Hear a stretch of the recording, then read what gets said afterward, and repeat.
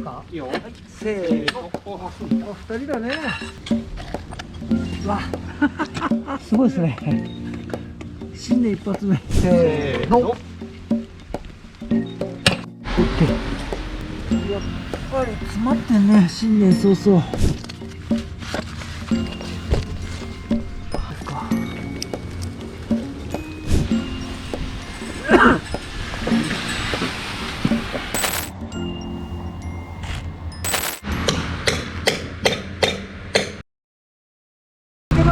あ、おめでとうございます。どうですか、今年は。まあ、今年もまた1年健康で頑張りたいと思います。はい、お願いします。はい、お願いします。明けましておめでとうございます。ありがとうございます。どうですか、今年は。今年もより一層綺麗にしていきたいと思います。いいですね。はい、前向きなコメントさせです。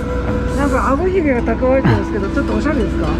たまには。たまには。はい、男らしく。2023年。はい。バージョン。今年もよろしく。お願いします。お願いします。名古屋。カメラ奪って社長にインタビューです。新年おめでとうございます。あ、おめでとうございます。どうですか、今年は。いや、今年もまた去年同様頑張ろうと思います。あ、いいですね。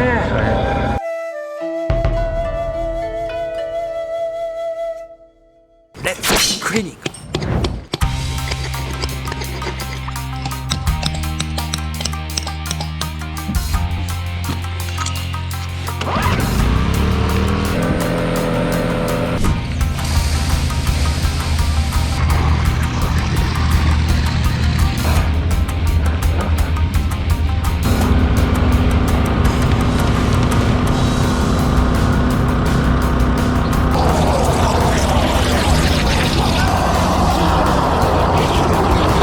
じゃあ入り行きましょう。